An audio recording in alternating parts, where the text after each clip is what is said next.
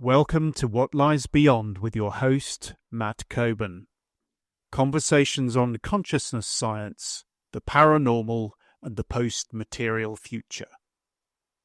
Visit us and subscribe on whatliesbeyond.substack.com. Today's episode is about skeptical perspectives on the paranormal. My first guest is Professor Chris French. Chris is the head of the Anomalistic Psychology Research Unit in the Psychology Department at Goldsmiths, University of London. He is a Fellow of the British Psychological Society and of the Committee for Skeptical Inquiry, and also a patron of the British Humanist Association. His main current area of research is the psychology of paranormal beliefs and anomalous experiences. He frequently appears on radio and television, casting a skeptical eye over paranormal claims. His most recent book is The Science of Weird Stuff, published by MIT Press. Dr. Cal Cooper appears on What Lies Beyond for the second time. Cal's a chartered psychologist with the British Psychological Society, holding postgraduate degrees in psychology, social science research methods and education.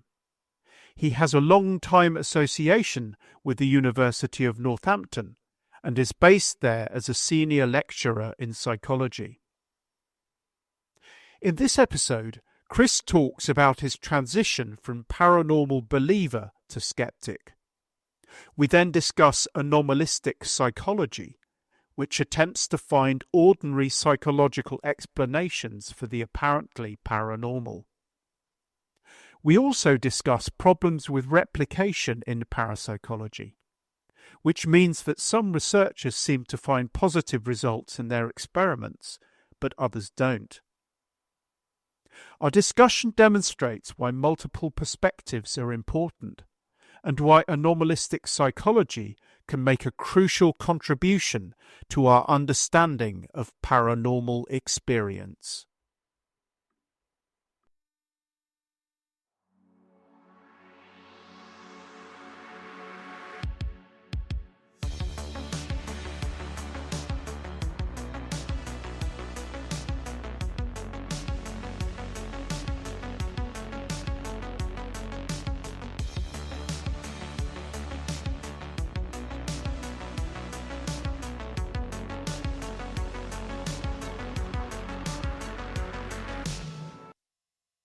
So we're live and talking with Chris French and Cal Cooper, partly about Chris's book, The Science of Weird Stuff.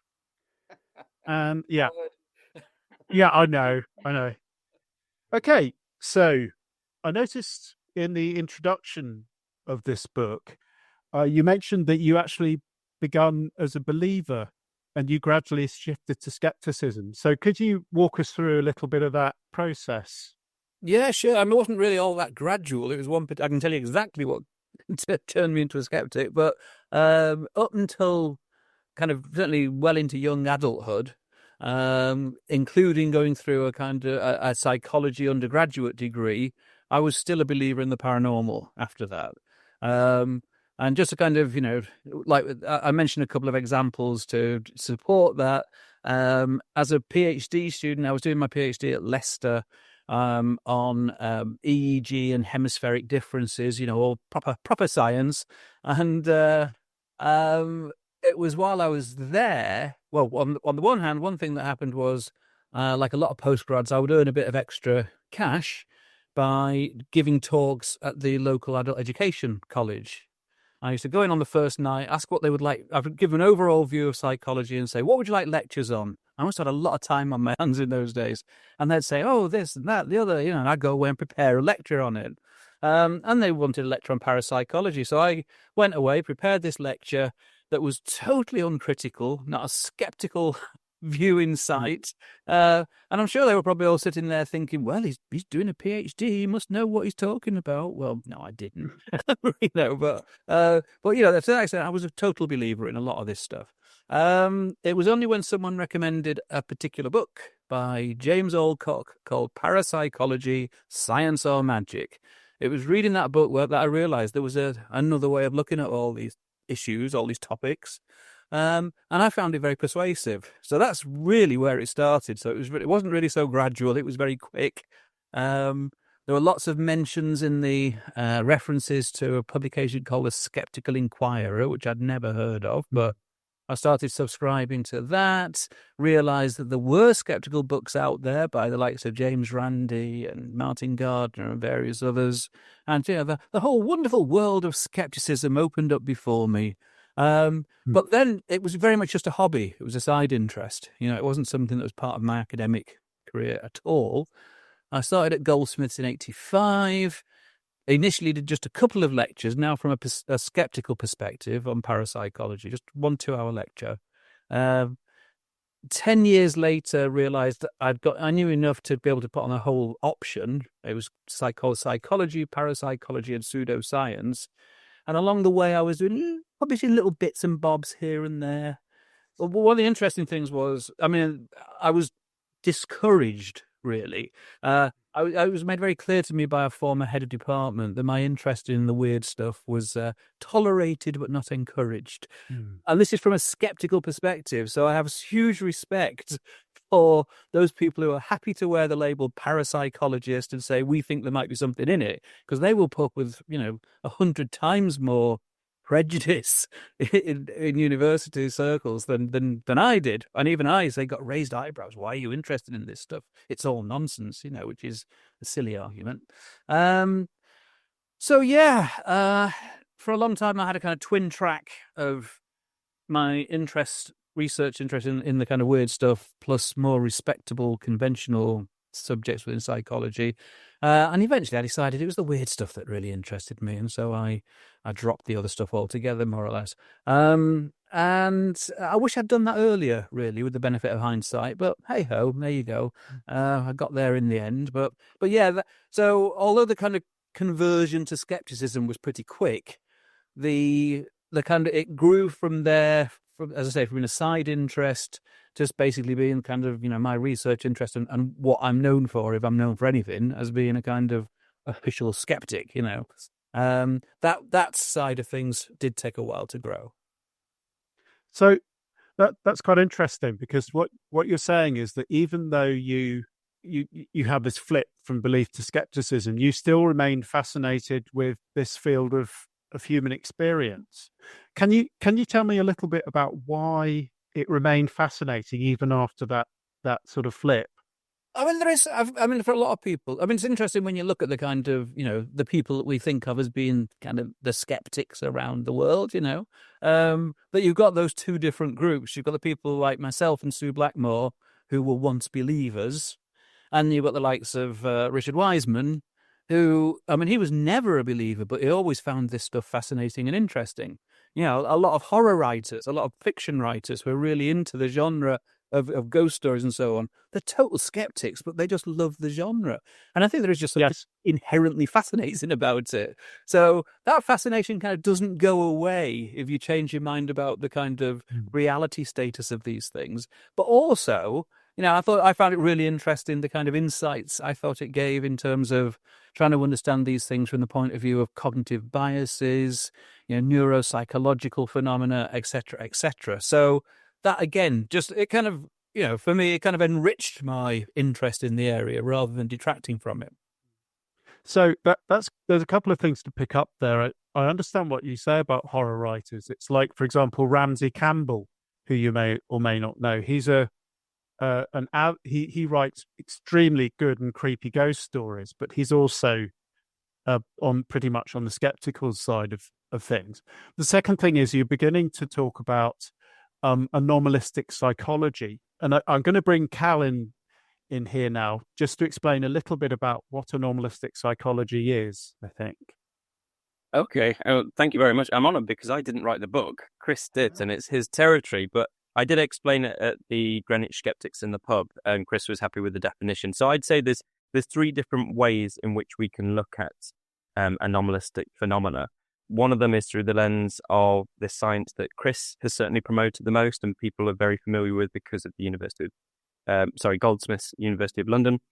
And that would be saying, okay, people have these strange experiences, but let's look at what psychological phenomena we're aware of that seem to explain why people are having these experiences.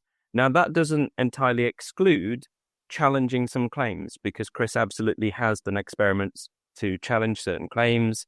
But the main interest of anomalistic psychology is what appears paranormal, but how can we explain it by what we know and what is the brain doing?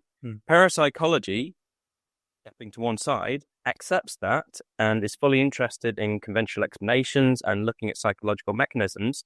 But parapsychology does absolutely want to challenge the claims. It runs experiments. Very rarely now does it test individuals that make a claim that they can do certain things, but that's certainly within its remit. It tends to test the general population for various things and see what's going on within that general population regarding things such as precognition, potentially telepathy. The most popular studies being done would be Gansfeld and remote viewing type experiments, which are going to look at whether people can retrieve information at a distance or know about things before they've been selected, and basically boils everything down to statistics. But through those experiments, you can get some very interesting qualitative findings about, well, what visions did you have and what were the targets? So they're very appealing to audiences when you're trying to explain the study. So parapsychology is more sympathetic to it. It wants to challenge the claim, but typically the very people running the experiments are skeptical about the very thing that they're doing. They want to have the best methods in place to try and rule out sensory leakage, fraud, cheating, everything else, and make sure that, well, what's left should be hopefully something to do with psi, ESP, essentially. But let's have a look at that under the lens. And then one more strand kind of sweeps anomalistic psychology and parapsychology to one side, and that's clinical parapsychology. Let's take for granted that the person is adamant they've seen a ghost, they're adamant they've had a precognition experience. In what way has that impacted you? How has that had any benefit or change on the way you see the world and your own personal well-being? What does it do for you and why?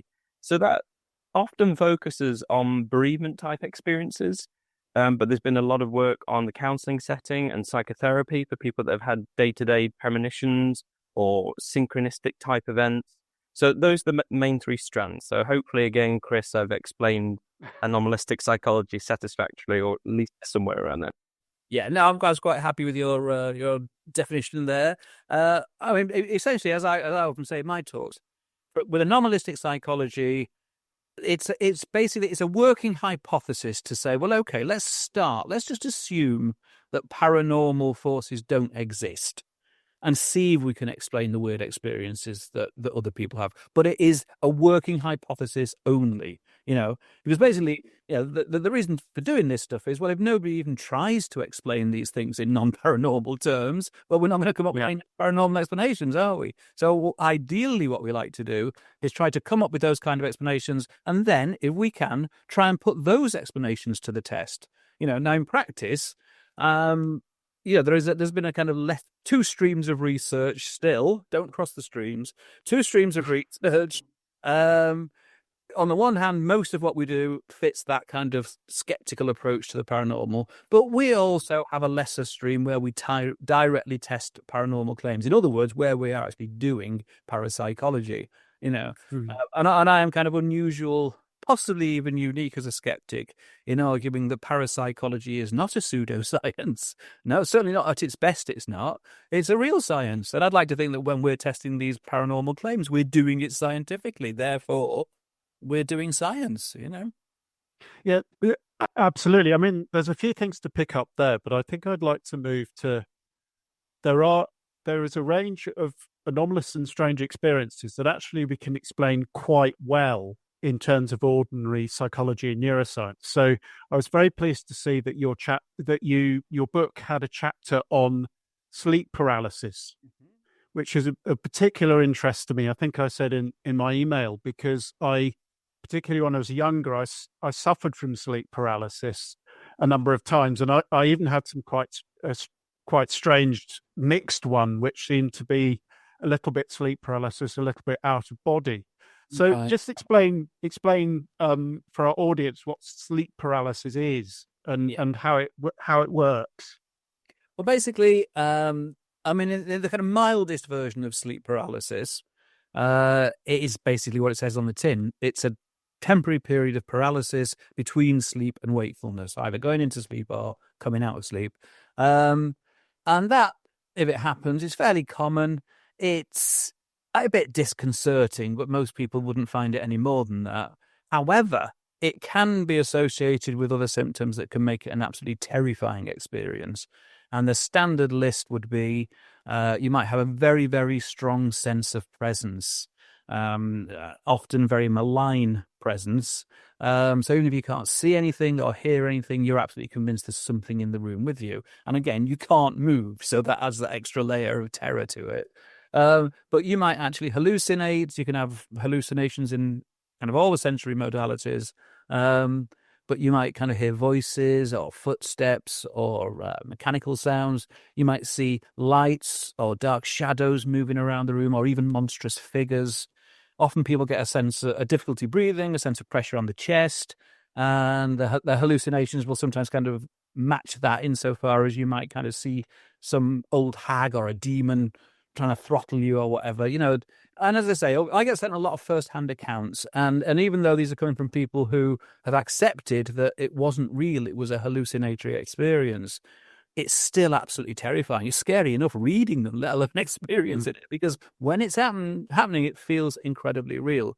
And in broad brushstroke terms, I think we understand what's going on. If you go through a normal night's sleep, some of that time is spent in what's called REM sleep, rapid eye movement sleep.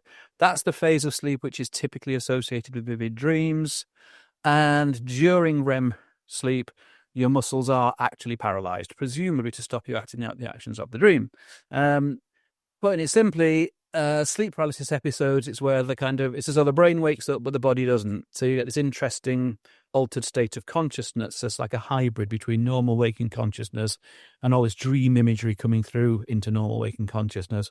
And as I say, you can't move. You know, you can move your eyes, which is, so you can see you're in your bedroom. So it does not feel like a dream, an ordinary dream, because it isn't an ordinary dream.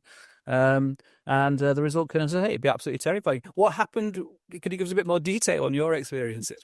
Yes, of course. I mean, like I said, I had several sleep paralysis, and the sleep paralysis were a lot of these aren't hugely visual, but basically you have a sensation, you're waking up, you can't move. I had a very strong sense of presence. Weirdly, bikers came to mind. I don't know quite, you know, but you can't move, and it's actually quite unpleasant. And there was I even got, I think, a little bit of the crawling sensation on my skin as well. I think that's also been reported. But the out of body sleep paralysis cross was really interesting, because basically, I think a lot of this for me was associated with disrupted sleep. So, I was sort of lying in bed. I kind of woke up.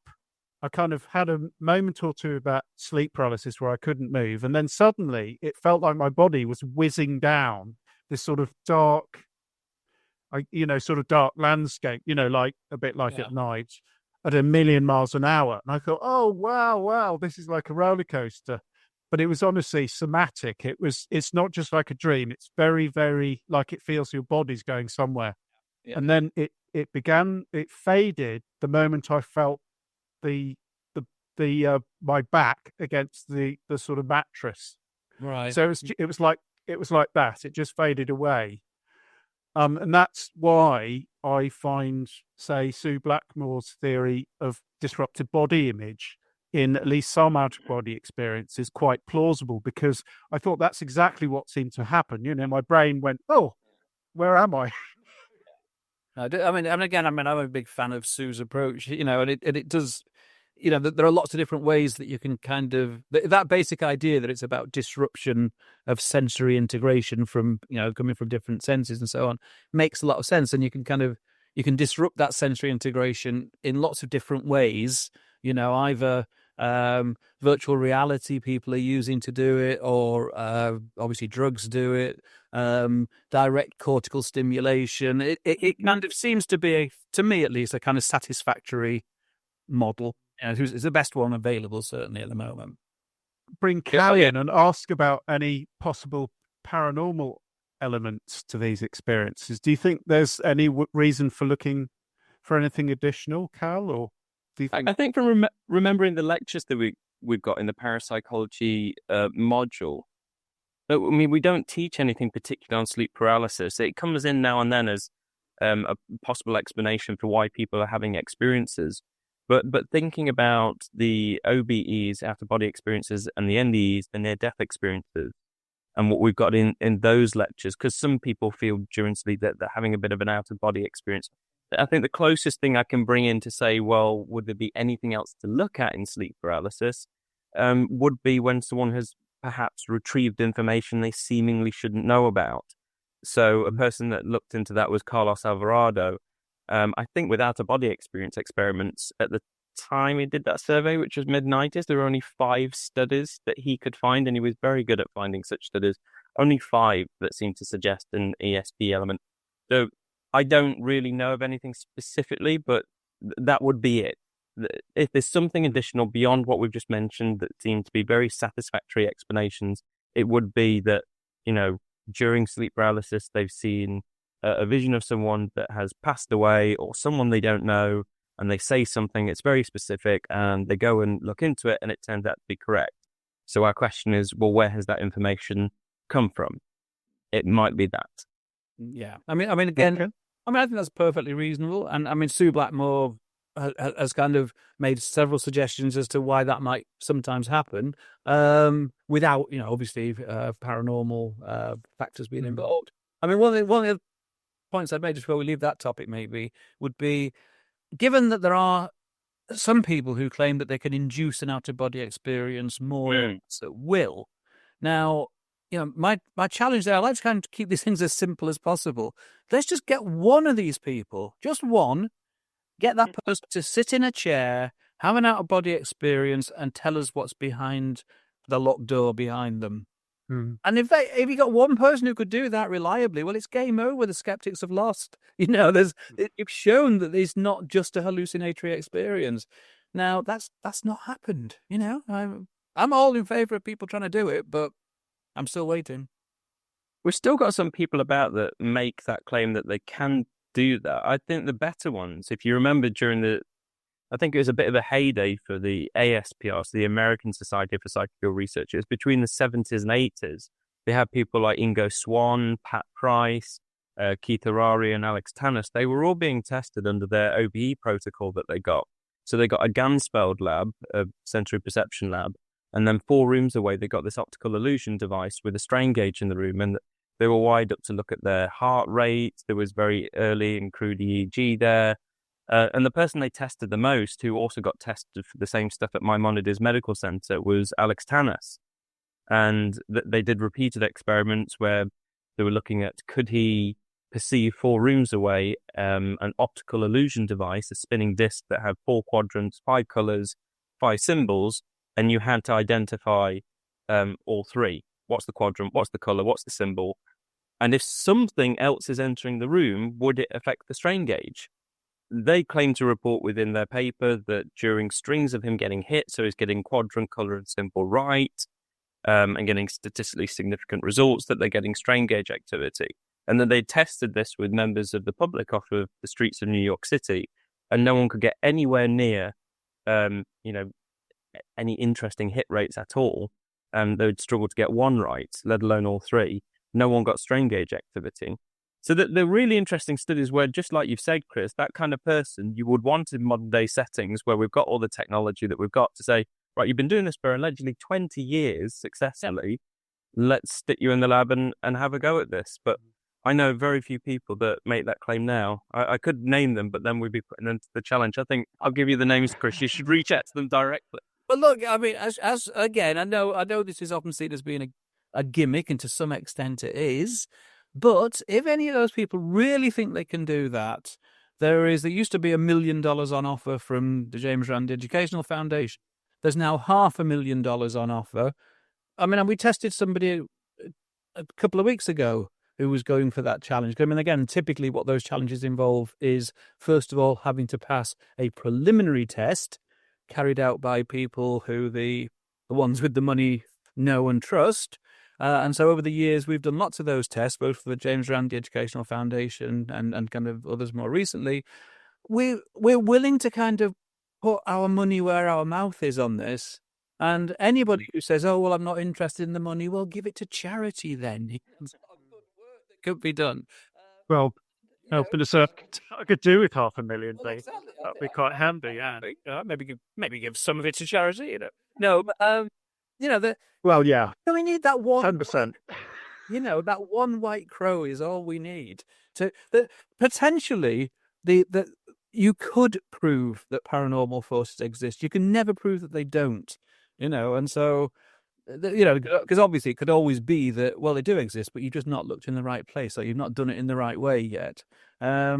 So I'm kind of open to that, and I've spent a lot of my time, as admittedly it's the lesser strand of our research, as I said before, but it still adds up to a lot of time. So sometimes, I don't think either of you two guys would say this, I hope, but you know, when you get accused of being closed-minded, I can usually tell you what would convince me whether or not telepathy is real, or precognition is real, or you know, etc., etc., etc. And if I got good evidence for that, I would change my mind. You know, it might I might struggle with it a little bit initially, but I hope I'd accept it. Whereas those same people are often people, there's nothing that could change their mind. Nothing that could, you know, all right, what would make you doubt that telepathy exists? Nothing. I know it exists. I just know, you know. And so I think I am being open-minded, you know. Well, I think it does go both ways. I mean, we'll come back to that issue of evidence and proof in the context of experimental stuff a bit later, I think. Sort of segues quite neatly into your near-death experience chapter, which I thought was interesting. One of the things I thought that was significant, there are a couple of things actually that interested me. The first thing was that you acknowledged the transformative aspect of that. Now that interests me because I about last year for the Aleph Trust, I was the supervisor for a master's project on a qualitative look at near death. So that it wasn't so much looking at any explanations; it was looking at the themes that came up, how it impacted people's lives psychologically. And I think in terms of NDEs, I see there is actually some debate about whether they're equivalent to other sort of transpersonal experience. I was just reading Sam Parnia's book, and he was saying, no, they're nothing like psychedelic experience, for example, which also has transformative. But having said that, you mentioned that I think it was Keith Augustine wrote an article on near deaths that where people see things that don't match to reality. And there's one where someone looked and their face transformed into a pig. And I thought that's very like a psychedelic experience to me. So I'm interested with near deaths. We've got this question of whether or not there are cases that demonstrate veridical information. And there are, I think you're right in that the experimental data for that is slight, but there is some experiential data, which we could no doubt debate, and there are massive debates over that.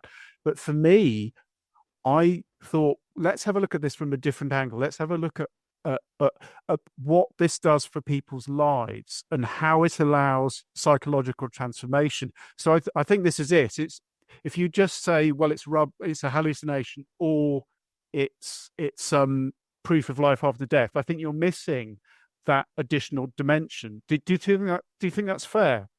Well, I mean, as I say, I've totally acknowledged the kind of transformative effects, as you say. So, you know, whether the kind of experiences themselves are hallucinatory or not, the effects that they have on people's lives are definitely real. You know, and of course, you know, for a very long time, I think most people thought that near-death experiences were always a positive experience, and and even then, the transformative effects can sometimes be a mixed blessing. You know, I mean, the kind of people typically become kind of much more concerned about the state of the planet, much more spiritually aware, Generally one would see these as all being positive things, but there's a high divorce rate as well because if you're married to a saint and you come home one day and this saint says, "Oh, I've sold the house and given all the money to charity," that can be kind of hard to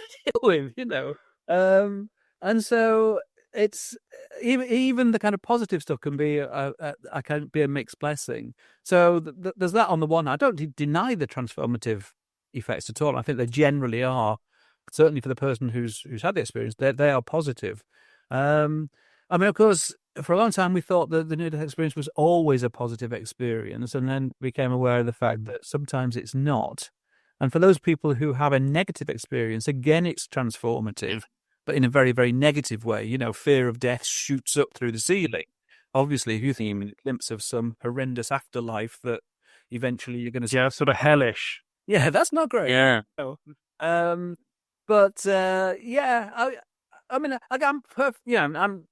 It's part of the picture, and I think it's an important part of the picture. And yes, we should study it, we should try and understand it, and so on. But in terms of that more fundamental, for me at least, more fundamental question of is it hallucinatory or not? Then the transformative effects aren't really that relevant to that question. But sure, but still important. Still important. Sure. Yeah. So, Cal, what do you think? I don't think I have much beyond that. Yeah. I mean, again, it goes back to what would convince us that anything's going on beyond anomalistic psychology, and that would be the same stuff as we mentioned before. It would be meeting people, it would be retrieving information. It could even be that during this separation from the body and believing that they're dying, someone has seen them elsewhere. We've got famous cases such as the Pam Reynolds case, where I think it was it a brain tumor and her brain gets drained? Yes, it was an aneurysm, I think. Yeah. Aneurysm, that's right. And her brain gets drained of all the blood during the operation. And there are similar cases as well where they say that they've been to other rooms in the hospital, they've listened to specific conversations with nurses, or they've seen things on the hospital roof that turn out to be correct. It's always a trainer, isn't it? Or a football. Someone's locked up there. It'd be something like that. I don't really have much to add beyond what Chris has said about the transformative nature. And there are specific things with the negative ones that have been quite repetitive in terms of what people experience that are non-realistic. It's not things that we can typically relate to. I think Harvey J. Owen mentioned some of them, kind of brought them together. And there's very few. People have more positive ones than negatives, as Chris said. But one of them is very hell-like, as you mentioned, Matt. They experience fire and brimstone. Another one is quite symbolic, but they feel like they're in a church and people have dark hoods on and they've got chalices full of blood and they're being asked to drink it. And the third one is just encountering an absolute abyss of nothingness.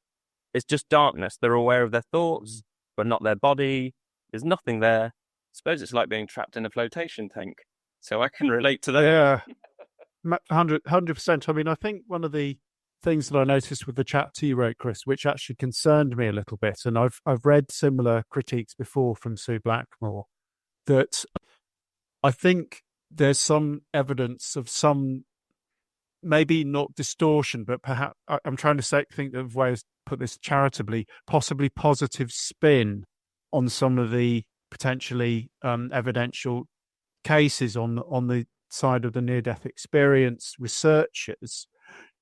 Has there been any response to those critiques that you made, or no? This is one of the things that is a little bit irritating from my perspective. That you would think that if you were to criticize somebody on very specific grounds about the way you feel they are misrepresenting the situation, that they might want to respond to that, to clarify it, and to say, "Oh no, we're not," But no, it's just been completely ignored. And so I think that's one of the things about some of the big name NDE researchers, that they've not ever really kind of responded properly to the major critiques that have come from skeptics.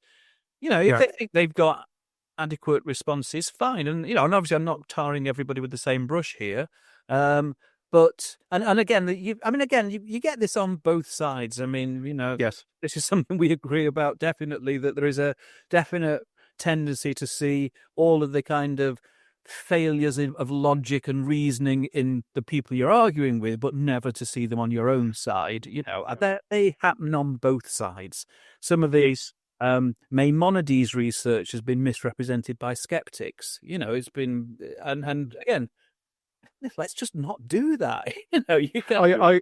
Yes, 100%. I mean, I agree, Chris, because it's partly, through my interest in things like parapsychology, but actually I've ended up being interested in several scientific controversies because I find scientific controversies very interesting, like the low carb debates in nutrition, continental drift, and you begin to get a bit of an eye for the dynamics. And I think I find it very annoying when someone raises a good point, and I think you do actually a couple of times in the book. I'll speak about another one in a minute. That I go through the literature or the response, and the response is not directly to the point. Yeah, and I think that I want it. I want the quality. It's about quality of debate, but not if you refuse to respond to a strong point that your opponent makes, that surely weakens your opinion, your position from the point of view of someone who's watching the debate. So for me, it's just common sense. I want to do it. Again, one of the reasons that I changed my mind about the scientific status of parapsychology when I first became a skeptic. Like a lot of skeptics, I kind of, parapsychology is a pseudoscience, blah, blah, blah, blah, but then the more parapsychologists I actually met and realized, no, these are reasonable people, and they've got a case to make. I might not agree with it, but I can see that it's a reasonable position to hold. And also becoming aware of the fact that there's a certain brand of skeptic who is just kind of totally dismissive. For anybody to say there is no evidence for telepathy, that's just total bull. You've just not bothered to look, mate. It's the quality of the evidence and whether we're interpreting it the right way. That's where the debate lies. 100%. Yeah, and I think all three of us would be in agreement on that one. But it's. I don't think we're going to get to the bottom of what is going on if we just take these adversarial positions and just whack each other over the head. I agree. Find out where. I'm a great fan of Karl Popper, and he didn't get everything right. Nobody does, but that notion of presenting your opponent in inverted commas arguments in as strong a manner as you can, and then critiquing them. That's the way to try and tackle it, I think. Yes, I agree, and you have full response. I noticed a similar pattern in your chapter on reincarnation, and I did want to ask you about that. So you had the opportunity to do a TV show with the Druze people, didn't you? Was it in Lebanon? In Lebanon. Basically, before I went out there, I was invited to take part in a documentary that was being made about reincarnation claims amongst the Druze in Lebanon. The Druze is a religious sect where reincarnation is central to their religion. So, everybody believes in reincarnation amongst the Druze. The idea is that you don't always necessarily remember your past life, but you have had one. You will remember it if your past life ended abruptly. And obviously, the state of Lebanon, unfortunately, happening again at the moment, but there's a lot of room for that. So there were a lot of children who were reporting spontaneous past life memories. So that's what the documentary was about. I'd read around the subject a little bit before I went, but I'd never done anything even approaching field work. I really didn't know what to expect. And I was quite naive, really. I thought, well, again, with my experimental psychologist hat on, we need to set up a situation where we get hold of one of these kids who knows, or the family know, or claim they know who the past life family were, but they've not made contact yet. And then we could kind of try and introduce them to the other family under properly controlled conditions. And we could ask questions about, which bedroom did you sleep in? Was it that one, or that one? And we've got a 1 in 4 chance of getting it right. And we do all the statistics on it. That was very naive. When I got there, I realized, no, that's not the way it's going to work at all. My other brilliant thought was, I need to find a Druze skeptic because they'll understand the culture and they'll be able to give me real insights that me as an outsider wouldn't necessarily pick up on. That also proved to be very naive because I couldn't find a true skeptic, and they all believe in reincarnation. But anyway, it was fascinating. I'll just give you one part of the program. We went to a school where a lot of the kids had reported remembering past lives. They got all of the kids in a classroom together. So there's 21 of them. It's a bit weird, and obviously we're talking through translators, but 21 kids who all claim they can remember past lives. Now, when we dug a little bit deeper, sometimes the past life memories were just so vague you couldn't even begin to check them out. I was driving my Jeep, it was hit by a shell, and then I came into this body. Well, you've got no names, you've got nothing to go on there. Sometimes they did come up with names, and we could actually check some stuff out. And most of the time it didn't check out, or maybe it'd partially check out, but there'd be other parts that didn't check out. The program ended up focusing on two particular cases. I mean, one of them was a little kid called Rabia, who was a lovely little kid, very, very, very easy to like. And when I first heard his claim, his claim was that in his past life, he'd been not only an international footballer, but also a successful pop star. And my reaction was kind of, yeah, right. Yeah. It turns out this guy really did exist, however. But of course, because he was such a celebrity, lots of stuff was known about him. He was often on TV, being interviewed, there were magazine articles. Yeah. It turns out that little Rabia's mum was a huge fan before Rabia had even been born. Rabia wasn't the only person claiming to be the reincarnation. But So there's a psycho set. Yeah. And so it was an interesting experience. I went out there not really knowing what to expect, and I came back satisfied in my own mind that we were probably dealing with false memories. And there's all kinds of ways in which that could have come about, but but I do still, again, I think that is a really fascinating area of research, these spontaneous cases, and they're not always easy to kind of explain away either.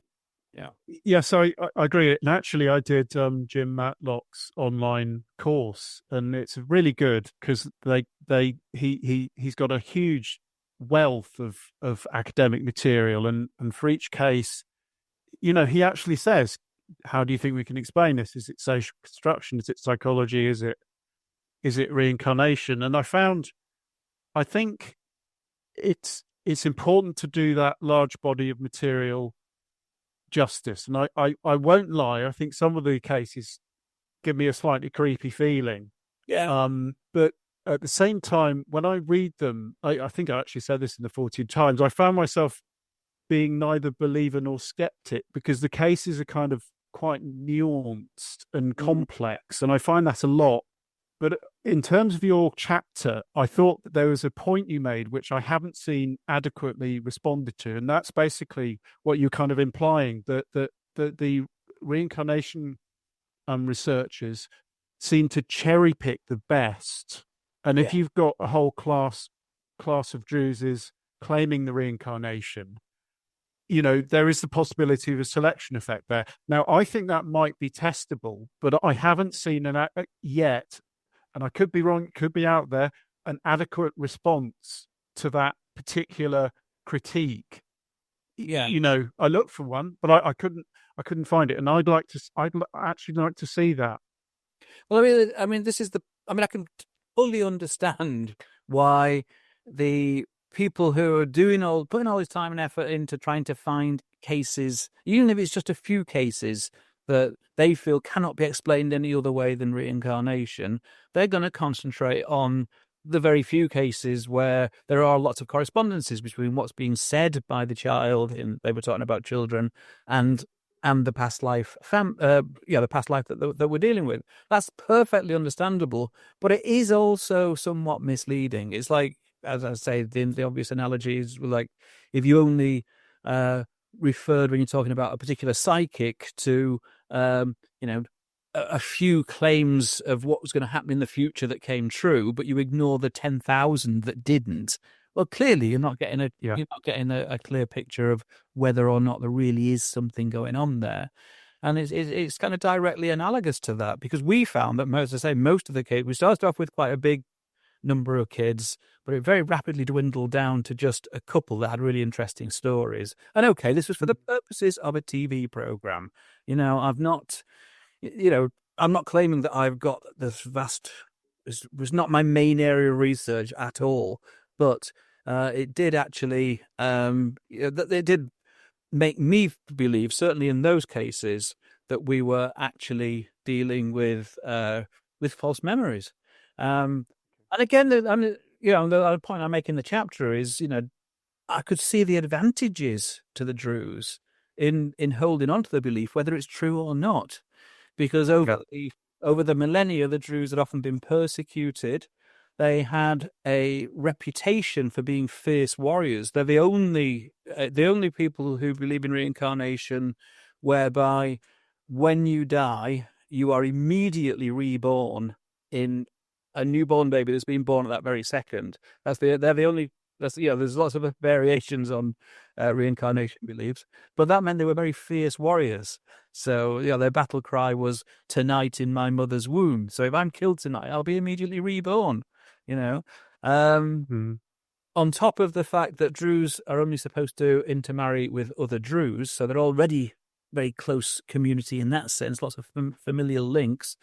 You can overlay on that the kind of past life family members that, again, to kind of increase social cohesion. So there are all kinds of advantages from believing in it, whether it's true or not. So what you're saying is that in this case at least, the social construction theory or hypothesis probably has the most legs in your view. I think so. I mean, again, another observation I'm not the first one to make is that almost inevitably, there are exceptions, there always are, but almost inevitably, the past life family are much poorer and have less social influence. Sorry, the past life family have more wealth. Oh, I see. Social influence than the current biological family. And that was certainly the case with little Rabir. He lived in conditions of poverty like nothing I've ever seen. Wow. The past life family were dripping with gold and, very, very rich. I mean, and I was hoping that they would accept him because that, it would help him through life, Some of them did accept him and some of them didn't. I think, in fairness, that's not an invariable pattern. I think some of the cases in India, you get either horizontal sort of cases or you get people actually going down. So, in fairness, I mean, I think that's one thing that I did. Well, I picked up from doing the course that actually it's a very varied landscape of cases. I mean, I find them interesting on whatever level. Actually, I think it's I think it shows, like a lot of these spontaneous cases, they're multidimensional. And I find quite often I'm a little bit of a pluralist, I think. I like to hop from one perspective to another and see, okay, if we look at it from this perspective, then what does it look like? So I think what we'll do is we'll move on to the asking about the experimental parapsychology, if that's okay. And you relatively recently, I can't remember exactly when, Chris, you had a debate at the British Psychological Society about the current status of the experimental data. And so could you just summarize just briefly what you thought and how that debate went? And then maybe we can, I'll ask Cal to sort of stand in for Chris. Okay. Yeah, I mean, it was basically in the pages of the Psychologist. It was first published online, and then it was actually published in the print edition quite recently. And as you say, it was with Chris Rowe. And the basic question that we were asked to address was, will the debate about psi ever actually be resolved? And I was the first one to comment. And basically, my argument, more or less, I've mentioned it already, was that potentially psi could be proven to exist if we got this nice, robust, replicable demonstration under well-controlled conditions, etc., etc. But the skeptics can never prove that it doesn't exist, because it's always possible to argue that we've just not looked in the right place or not doing it in the right way, etc., etc. Having said that, I think if the approach of anomalistic psychology, whereby we feel that we've got adequate explanations in non-paranormal terms that themselves have been tested, that kind of weights the scale somewhat towards the idea that maybe psi doesn't exist. So that was kind of a bit how I kicked off. Again, it's a while since I actually kind of read the article, I must confess. I mean, I'm sure Chris came back arguing. I mean, again, in terms of the evidence that's put forward from experimental parapsychologists, clearly there are a range of views. I mean, one of the questions I used to ask on my students, or used to throw to the students on my anomalistic psychology course, was how was it that intelligent people could look at the same body of data and come to such diametrically opposed views? And the two examples I used at the time were Dean Radin, who they got lots of juicy quotes from Dean Radin that you know, it's been experimentally demonstrated in thousands of experiments across the world by independent scientists and blah blah blah blah. And yeah, basically arguing that the only reason anybody would not accept that psi is real is pure prejudice and ignorance. Okay. You know, there's no other possible explanation. And I used to contrast that with a couple of quotations from David Marks, who he was my kind of extreme skeptic, who basically, you know, was of the view that the quality of the evidence was so appalling that nobody should have believed that it really exists. Yeah, my own position was somewhere in between those two. I find often we've got a lot more in common with, you know, moderate believers, people like maybe Harvey Irwin, Caroline Watt, blah blah blah, you know, than I have with the extreme skeptics, you know. And then when I would, like, you know, we'd kind of take things forward from there. And so it then gets down to, well, you know, and it was always a challenge for me. How was it that people like Rupert Sheldrake seemed to fairly reliably get a stream of positive results? Whenever I tried the same things, either myself or through my project students, we didn't get those results. And what's really kind of brought things to a head for me was, well, there was the BEM, all the controversy about the BEM results. Yeah, presentiment. Yeah, sentiment. We tried to do just a straight replication. Three of us, myself, Richard Wiseman, and Stuart Ritchie. We didn't really expect to replicate the results, and we didn't replicate the results. But then we could not get our paper published, partly on the grounds that, oh, well, it's just a replication. I think, you know, it was also implicit in that it was a failed replication. But that seemed to us to be ridiculous because the original BEM results were talked about all over the world. If it's not a real effect, then that's important. That then fed into the ongoing conversation about the replicability crisis within psychology, because it's not only, I think there's a bigger problem in parapsychology, but it's not only a problem in parapsychology. It's a problem in psychology. A lot of the effects which had been reported for decades in our standard textbooks that we all thought were real, it looks like they probably weren't. Very shocking. Yeah, and then so you got the whole question, well, how did these positive results come in the first place? That led into much greater reflection on things like questionable research practices, not out-and-out fraud, just questionable research practices. I mean, I can look back on things I've published in good faith and now think they probably weren't really facts. You know, some of the stuff that I've published, yes, please God, they were really facts. Well, I mean, it's so, speaking as someone with some experimental experience, I mean, it's mostly on animal behavior, but also some human psychology. It is so easy to make a mistake experimentally. Yeah, that's right. And if the mistake kind of favors your favored hypothesis, this is the other thing. I mean, like, you know, there's so many things fell into place, and I don't know why it took it so long for this to dawn on me. You know, people talk about the sheep-goat effect with respect to experimenters. Well, I can see why that could arise, because if I do a parapsychology experiment, I'm not expecting to get significant results. So when I do the analysis I'd planned to do, and I've got no significant results, I stop. I don't go back to the raw data and think, oh, well, that's a bit odd. I would have, you know. Whereas if I'm doing a similarly designed experiment within mainstream psychology, but an effect doesn't come out that I think is a real effect, like, say, the emotional Stroop. I published lots of papers on the emotional Stroop. I'd then go back and have a look at the raw data, and I might look for any odd data points and do all those things that I now realize are questionable research practices, but were being done in good faith. You know, they weren't being done to fiddle the results. It was just if you're convinced that there's an effect there, you're going to try your best to find it and to demonstrate it. And so now we've all become much more aware of these things. So whether or not, and I'm sure that this is one thing that Cal will disagree with me on, and that's absolutely fine. I've thrown this quote, I've thrown this comment at Chris Rowe a few times that all sciences are about trying to separate the signal from the noise. What would it look like if you had a science and you only had noise? And I think it might look like parapsychology. Go for it, Cal. Get back. I've knocked him out. Yeah, Chris has dealt with the experimental stuff far more than me. It's only because of Chris that I got involved in the experimental stuff. By that, I mean Chris Rowe, for people listening. We've got Chris Rowe and we've got Chris French. And Chris Rowe's my mentor. And I started off with the Gansfeld remote viewing studies.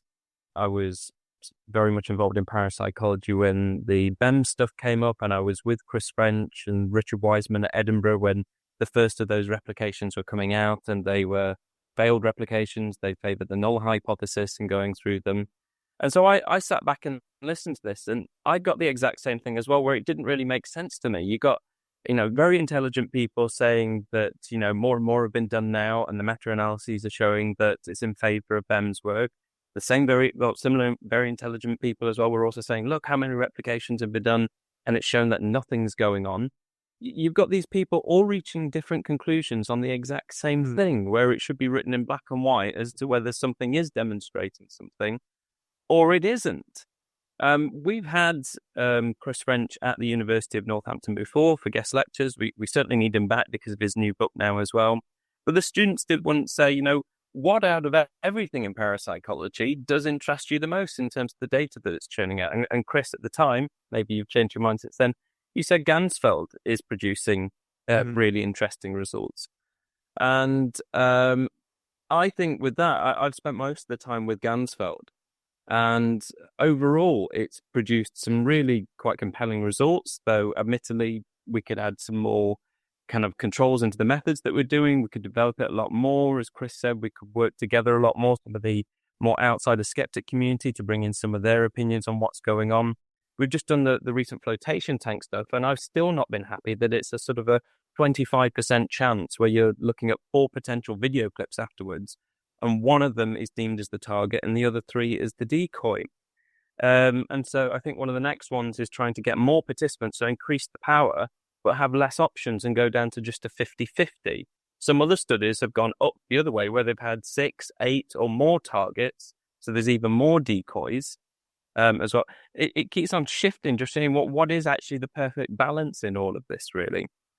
So I'm quite, intrigued by the overall outcomes of the Gansfeld.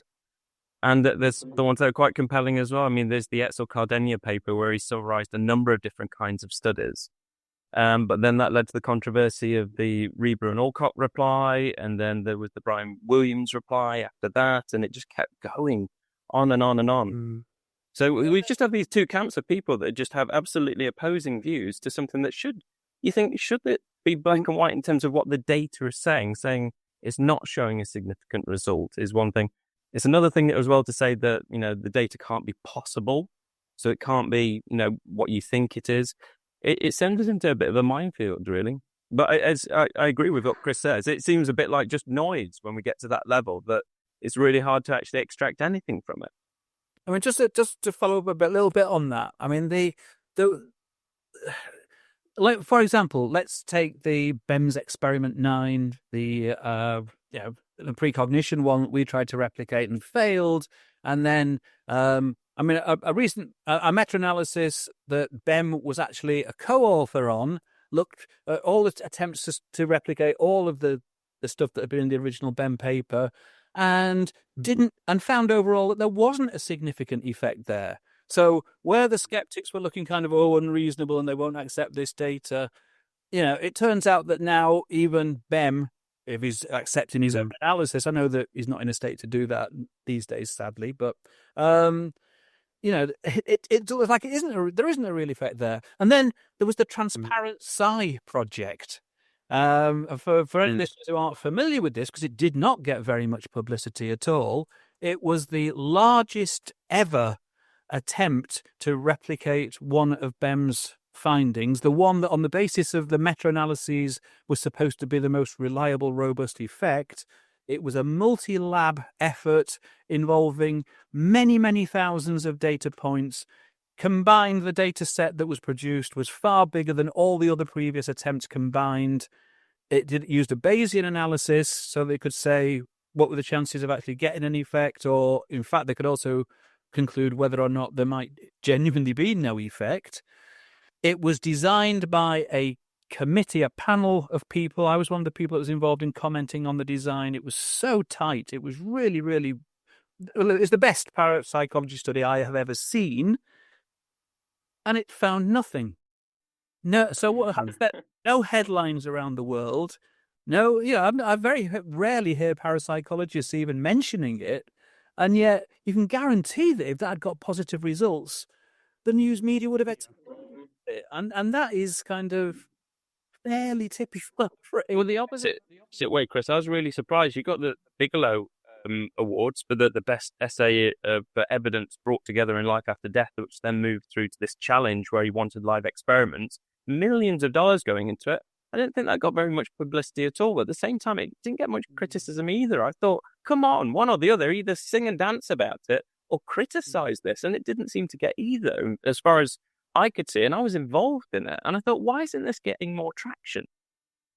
Well, it didn't really get very much at all.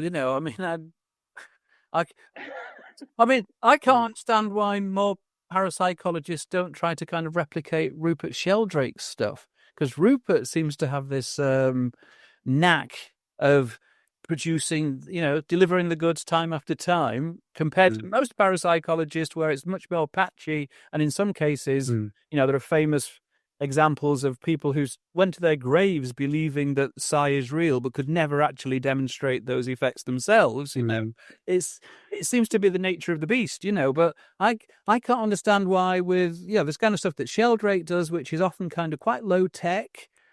Relatively, none of these things are very easy to carry out. They all take a substantial amount of time and effort and resources. But it's an interesting picture. I can hear the frustration. I mean, a couple of thoughts that in the book I've got coming out next year, I didn't use the pre-sentiment for exactly the reasons you just said. I focused on the Gansfeld and the remote viewing. That included, by the way, the sort of skeptical commentaries on it. But I didn't include the pre-sentiment because I thought it looked to me, people were saying this is as good, but I thought it didn't look as robust to me. With the transparent psi, I'm actually going to be interviewing someone who's a parapsychologist who focuses on precognition. He thinks it's the only genuine one. So I'm hopefully going to be discussing the issue for that. But again, I would like to hear more dialogue and responsiveness, including to the sort of negative sides too. I mean, I take your point about about you can't prove a negative. Although, in fairness, I think there are a number of fields I can think of where you have what we might call unstable correlations. So you've got genetics and behavior. That's quite a common one. And you've got epidemiology. So that, to me, has some very similar patterns. So you have these correlations that materialize for a bit, and then they can't be replicated. And I do wonder whether, I know this probably sounds like a get out from the skeptical point of view, but another perspective on that is that maybe not all effects are stable. Maybe they're very context dependent. Maybe we need to, I think actually I would broaden that to a lot of psychology and biomedical science. I think we have this perhaps very hard science expectation. And for me, what that does is that lowers the confidence of our stats. So stats can be very, very powerful, but we need to bear in mind these contextual effects. You might be right. Again, I mean, in the epilogue of my book, I kind of return to the question of, well, having once been a believer and now being a skeptic, what would it take to drag me back over the line to being a believer again? And I kind of discussed that with a few examples. But one of the things that I talk about there is I mentioned David Marks already as being an example of back in the day when I was doing my course. I thought, right, he's a really extreme skeptic. I'll mention his views. But in his most recent book, he seems to have moved his position quite considerably to me. He's still not at all impressed by the experimental work. He still doesn't rate that at all. But he now seems to be arguing that maybe psi does occur, but only kind of spontaneously in everyday life, uncontrolled kind of conditions. And this is on the basis of something that happened to him, that a stream of coincidences that he believed just could not be explained away. They were just, too mind-bogglingly unlikely, that they weren't connected in some way. And that's an interesting kind of position to take, because, if it is real, if it is the case that psi is real, but it will never be demonstrated in the laboratory in a robust, reliable way that will convince the wider scientific community, I'm afraid I would just have to pay the price of, well, I'm not going to believe in it because that's the evidence that really convinced me. So I'm just going to miss out on something that is true there. But the other question I kind of posed is, how would it have the same effect on me as it has on David Marks if something similar happens to me? And possibly that would be the case. I really can't say, but if I was suddenly on the receiving end of these amazingly unlikely coincidences that, could be explained away as just coincidences, but alternatively might be genuine precognition or telepathy. I'm human. I could probably be having enough impact on me that it would change my mind, even though I couldn't convince other skeptics that it was real. It's interesting when people take those turns. Douglas Stokes was dead against the evidence for psi in lab studies for ages, but his last kind of 5 or 6 publications, which were quite substantial, were all for the Australian Journal of Parapsychology, and they were all detailed kind of critical assessments of spontaneous cases, and he'd become very convinced by them. And then you got other people that go through life changes, like the medium Eileen Garrett, who put lots of money into saying, if you think you've got these abilities, put yourself to the test, of which she did for herself for a long time, since 1951, and some of the stuff before with Harry Price. But at the end of her life, she really did not believe she was getting in touch with the dead. She'd kind of changed her views on what she thought was really going on with regards to the life, reality, and also death. I sympathise with you, Chris, and actually since on the replication front, and that's been something that's bothered me a bit since I joined the SBR. So quite a long time now, that if these effects are real, why can't I'd like to be able to walk into a lab and demonstrate these and have everyone be happy about them. And I think perhaps my thought is that we could use things like perhaps machine learning, perhaps, to tease out if there are any consistent patterns in Ganzfeld. I think that's what we need to do. Stop relying on just statistical effects and start understanding, if this is a genuine phenomenon, how does it manifest? Can we quantify that? And obviously, if you can't do it, you can't do it. But I think that would be worth a try moving forward. People are moving in that direction. Well, in fact, I know for a fact that there's some work going on in that using that kind of an approach. It's not something I know enough about to know, to be able to kind of comment on in terms of whether it's likely to be for the goods, but it's certainly worth trying. Have you any final thoughts on where you'd like to see the field go? And particularly I'm interested in this idea in more cooperation between the two sort of camps. Well, I've always been in favour of, I've always been in favour of that cooperation, not long after becoming a skeptic. One of the people who kind of had a big influence on me was the late Bob Morris. Bob would welcome skeptics into the lab, and he would say, if you can see anything that we're doing wrong, tell us, and we'll try and put it right. And really encourage that kind of proper dialogue. And that approach, whereas the kind of Koestler parapsychology unit mainly concentrated on trying to demonstrate test to see whether they could demonstrate psi. They were also fully aware of all the skeptical counter arguments. Obviously, Richard Wiseman is a product of the KPU.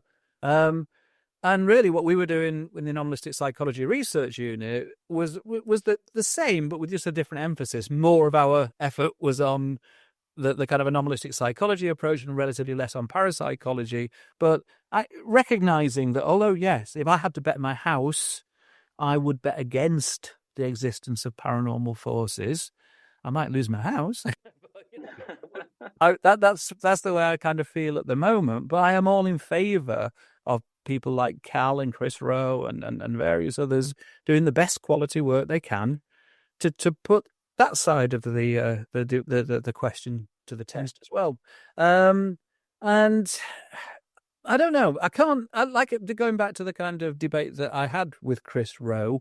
I could only think that the proponents of the psi hypothesis, they have at least the potential to prove their side of the argument. If, in fact, psi doesn't exist, then I think this is probably just a debate that will rumble on forever, which would be a bit of a shame. But I'm still in favour of people trying their hardest. I mean, in the real world, it's a question of, well, can you get the funding and so on? I mean, I think Northampton did a good job on that front, actually, far more successful than I ever was. But you're never going to get the same amount of funding going into this kind of area as you are into, say, medical research. And I think we'd probably all think, well, that's quite reasonable. But, I think the parapsychologists do have a good argument when they point out that, in terms of the number of person hours that has gone into parapsychology, is minuscule compared to other more mainstream sciences. And so maybe we should give them a bit more time. Okay, thank you. Cal? Your final point there, Chris, is sort of my starting point, that the person hours that have gone in, that's often come up as a dig at parapsychology. In the 150 years or so of you being around, what have you achieved compared to physics and chemistry and medical science? Look at how much funding goes in, and look at how much time actually goes into parapsychology. Some people were discouraged for a long time for even doing any of their degrees on parapsychology. Something you want to do in your own time, do it when you're retired and then take it up as the side interest. Or if you are doing it during your working career, it's usually a side project that you get invited in to do it. There's only a very few people that are fortunate, if that's what they want to do, that are doing it full time. And even then, that one person alone at one institute is not enough. Even though we've got a really big group at Northampton, we're spread thin because everybody else has got other duties to perform. So it's not like day in, day out, we're constantly in the Gansfeld kind of producing data. We've got the odd experiment running here, there and everywhere, but everything else is like doing admin and doing your general day-to-day bits and bobs of work. I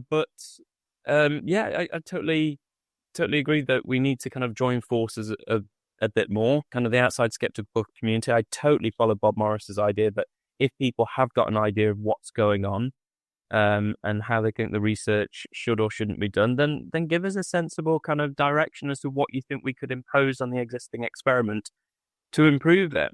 I was at it was a Skeptics in the Pub recently, but this particular gentleman, everyone apologized for his kind of comeback to what I was saying. I was talking about the Rhine era and the Xenocards and how he would test the general population.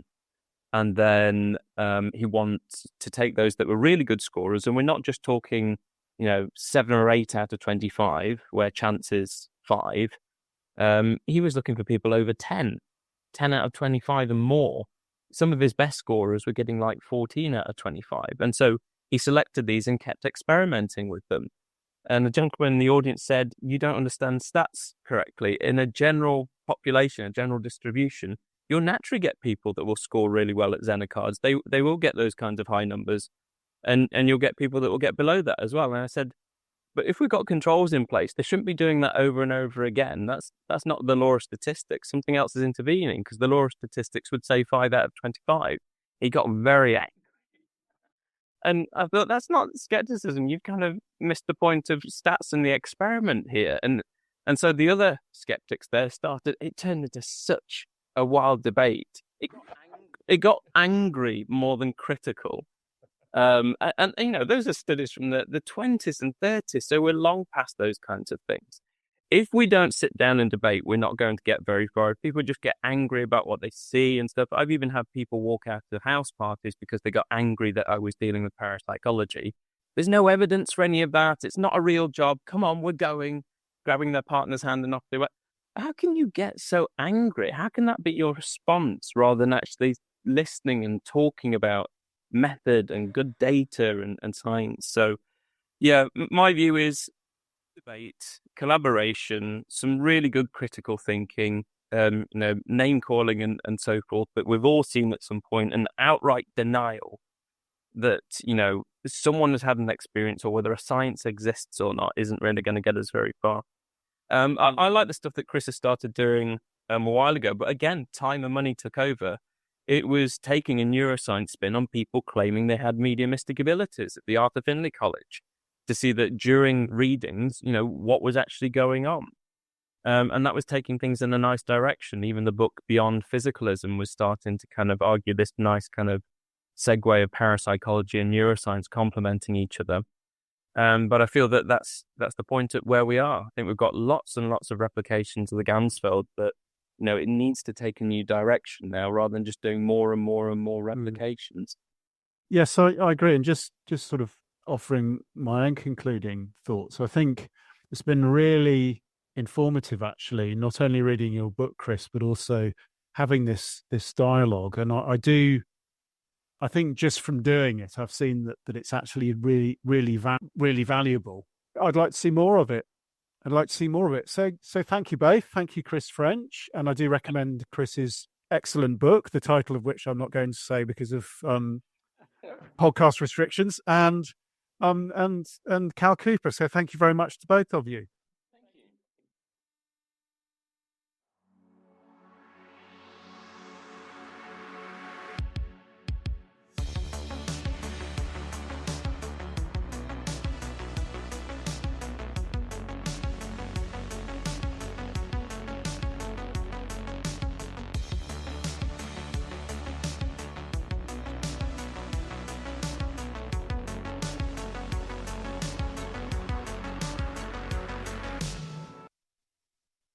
What Lies Beyond with your host, Matt Coburn.